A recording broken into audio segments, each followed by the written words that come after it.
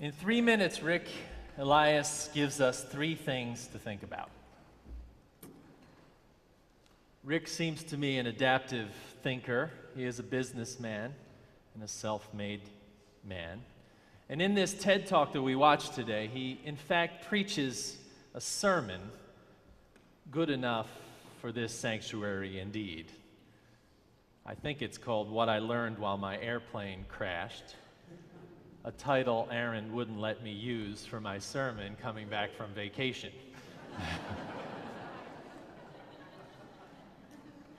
I will not bore you with what I did on my summer vacation essay, but I will say to you that I was on 4 airplanes thanks to a local mileage program.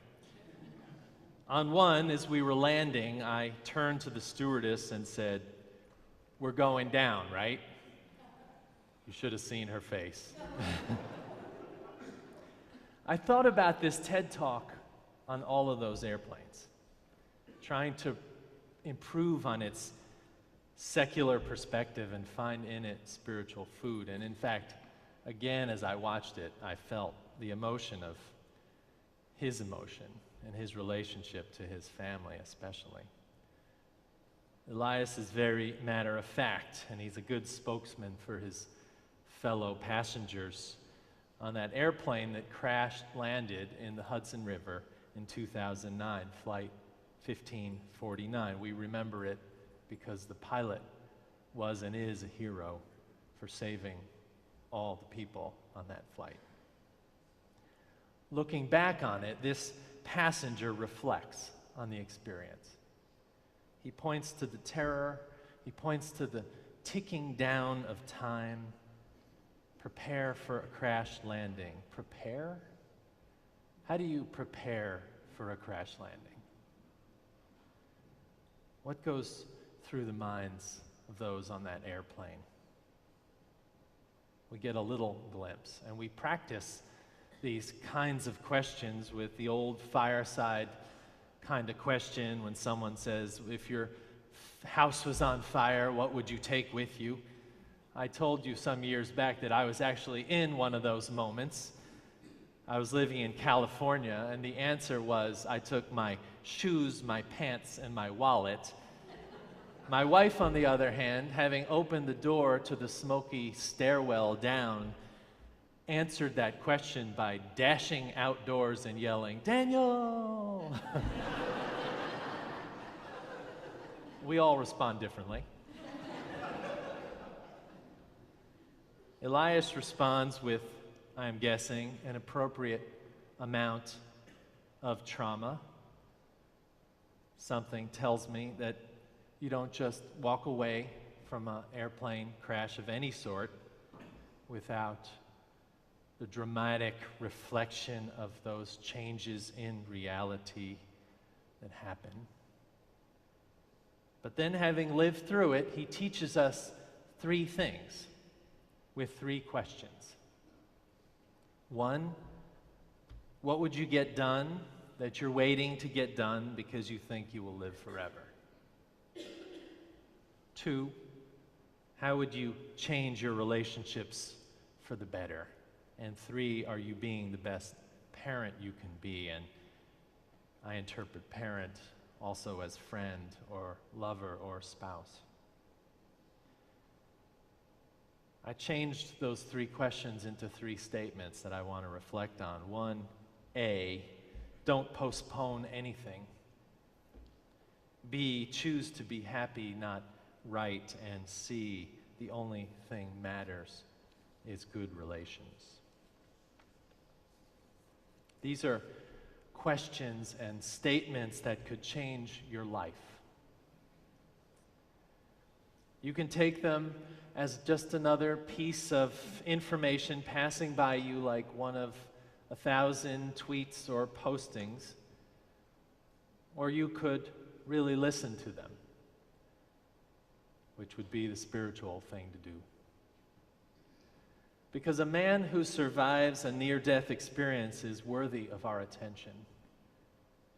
Those moments that shake us to the core, the swerving car leaving the opposite lane in front of us, the illness the birth, the ambulance, the death of a friend. Shake us awake. And in those wakeful moments, lessons can change us. They can present us with moments to make changes in our lives. So 3 lessons. A, don't postpone. What keeps us from acting on the things we want to do or know we should do? What keeps us on our computer when we know we should take our child to the park? What keeps us from taking that trip to see our brother or to see an opera or any other sort of thing we feel we postpone? The range is great. We visited my aunt and uncle, my wife's aunt and uncle, last week on our vacation. They came back from a cruise to Alaska, which their friends convinced them to go on. The aunt fell on the first day and shattered her shoulder. The uncle tripped on the last day and broke a vertebra in his neck and split open his face. I asked them, how was the cruise? When we saw them, the aunt said to me, all I wanted to do was go to Rome.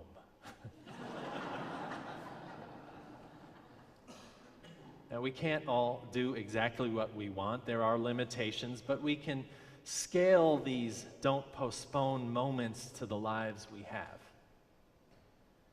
Whenever I'm visiting another city, I find myself going to music to hear music that lifts my spirit. And this time, I went to see the New Orleans band, the Soul Rebels.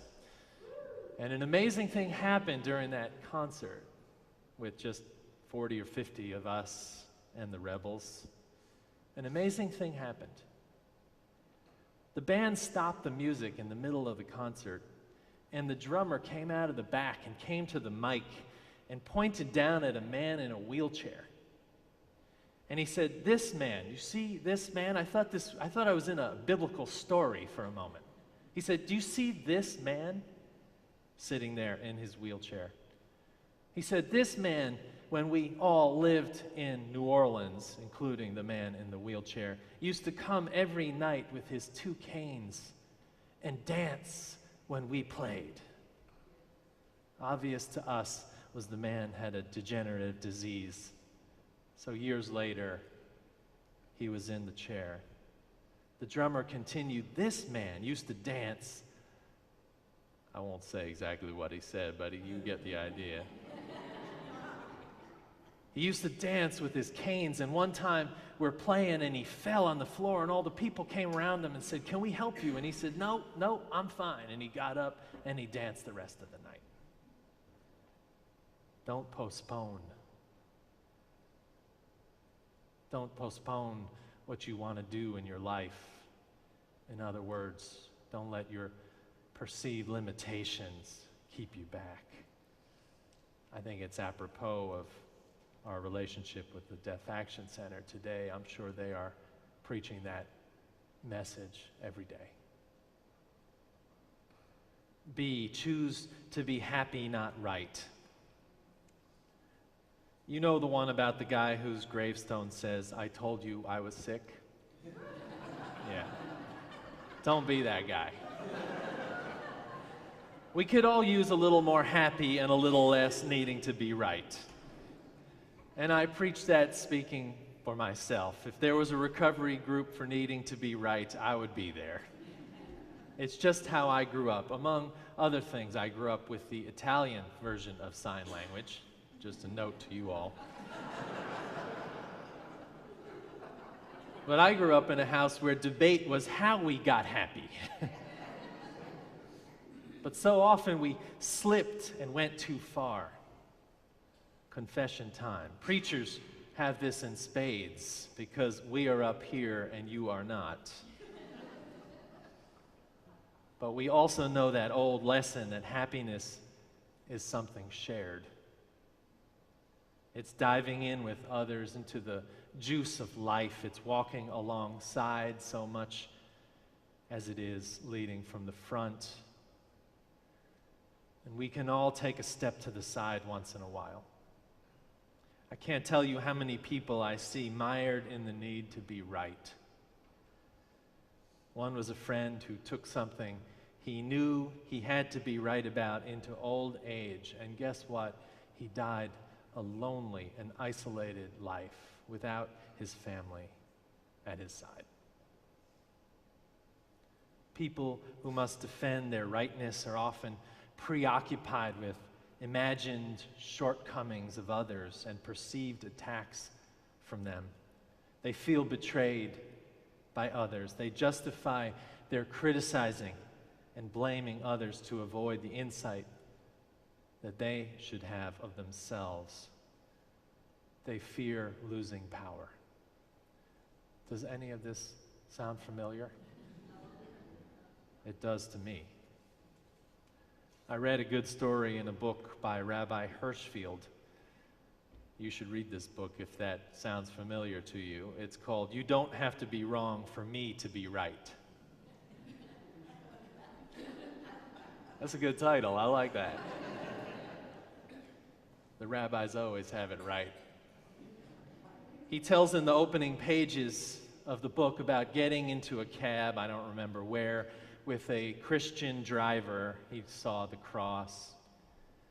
And the driver asks him what he thinks about Jesus. And the rabbi says that Jesus was a great teacher. And the cabbie says, if you think he's so great, doesn't that mean he is the way to salvation? To which the rabbi asks, and take note, this could be useful to all of you.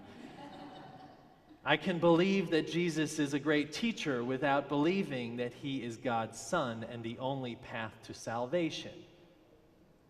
One truth doesn't negate the other.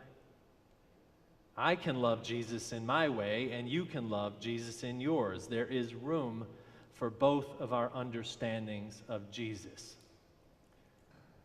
To which the cabbie replies, "Woohoo, a rabbi who loves Jesus."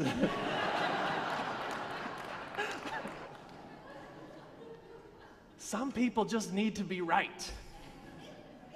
They interpret everything through their bend toward their reality. They see in every answer their answer. We shouldn't be the cabbie. We need to ponder this lesson. Include some habit forming behavior in your life that challenges yourself around being right. Learn how to fail, or as they say, to fail up. To take life's obstacles and fuel them into opportunities. Find ways to practice engagement with more grace. This is the sermon I'm preaching to myself. Choose to be happy, not right. Which leads to the last item on the airplane crash list. C. The only thing that matters is good relations. Now, it's interesting that Elias puts this at C because good relations happen when we do A and B, when we don't postpone what we should do, and when we choose to be happy, not right. It happens when we forgive, when we apologize, when we care, when we observe, when we don't limit our relations just to the people we know, but to strangers and even to God, the God of your understanding. People ask me all the time, how can I have a good relationship to God, this abstract concept, to which I say God is love and love is God, and when love draws us further toward the highest good that we can strive for in our relations, then we practice mutuality, and there is God. We draw closer to God. And that doesn't happen without a bit of practice. Some prayer, some thought about what obstacles we have in our lives, and some thought about what we must change. the only thing that matters is good relations. The words of a man in a plane crash on a river who says he received the gift of not dying and seeing into the future because he realized he could change the things he needed to change. What matters? To be a good parent is the one, he says, one who doesn't live to shape the child they birth, but to give them the room to be the best person they can be. To be a good friend, one who is aware of the needs of others, who is generous and not as critical. To be a good spouse, one who seeks only peace and to make the other happy. To be a good child. Let me know when you figure that one out. I haven't.